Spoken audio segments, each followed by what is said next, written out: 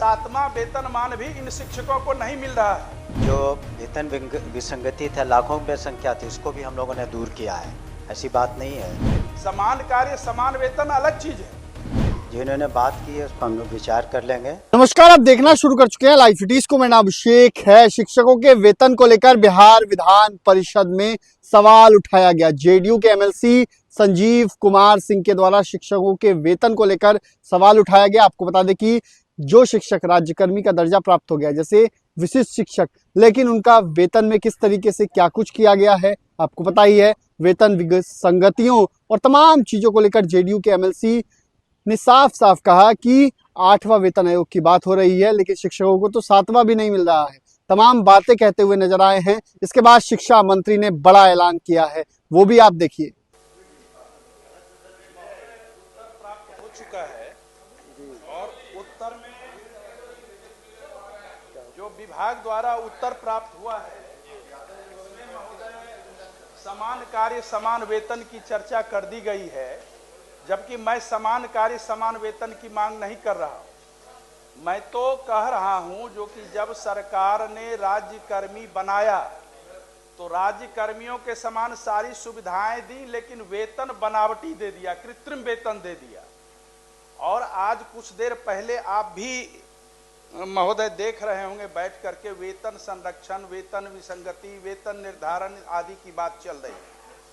और अभी स्थिति ये है, जब तक इनको राज्यकर्मियों के समान जो फिटमेंट मैट्रिक्स होता है उसमें नहीं डाला जाएगा, आज 8वें वेतनमान की सुगबुगाहट हो रही है लागू करने की, और 7वां वेतनमान भी इन शिक्षकों को नहीं मिल रहा है।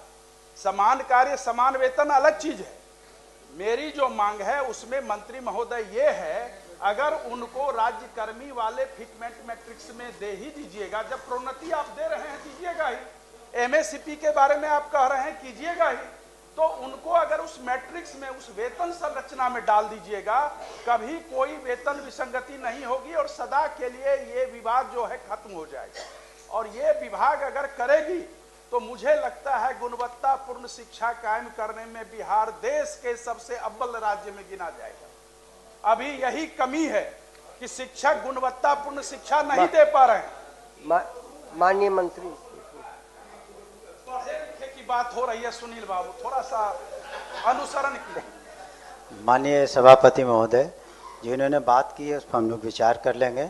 और इस पर निश्चित रूप से अभी तक माननीय सदस्य को हम बताना चाहेंगे कि विशिष्ट शिक्षकों का भी जो वेतन विसंगति था, लाखों में संख्या थी, उसको भी हम लोगों ने दूर किया है। ऐसी बात नहीं है। तो इस तरह के इसको सहानुभूतिपूर्वक देखते हुए कि इसमें फाइनेंस का क्या व्यू है, उसको हम लोग देख कर निर्णय लेंगे। ठीक। विसंगति के बारे में एक जानकारी देना चाहते हैं। प्रधान अध्यापक और शिक्षक का एक ही वेतन हो गया है। कहा माननीय मंत्री जी ने कहा कि विचार उस पर करेंगे। निश्चित रूप से वो जल्दी करना चाहिए। मेरा यही आग्रह है आपके माध्यम से, जो कि विभाग वो जल्दी से जल्दी करे, ताकि आप करके शिक्षक अपनी सर्वश्रेष्ठ दे सके।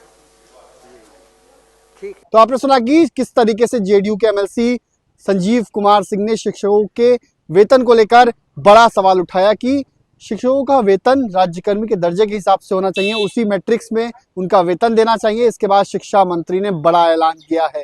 बने रहिए लाइव सिटीज के साथ। हमारे यूट्यूब चैनल को सब्सक्राइब करिए। तो चला के धन्यवाद।